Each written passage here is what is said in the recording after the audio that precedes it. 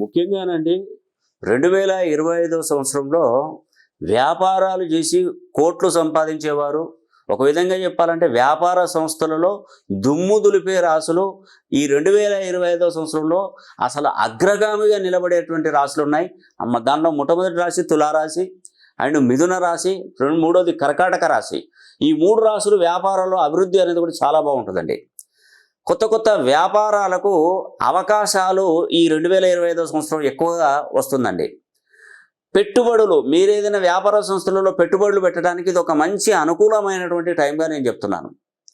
పాత సమస్యలు అంటే ఇదివరకు పూర్వం ఉన్నటువంటి సమస్యలకు ఒక పరిష్కారం దొరుకుతుంది. ఆ సమస్యలన్నీ ఒక కొలిక్కి వస్తాయి.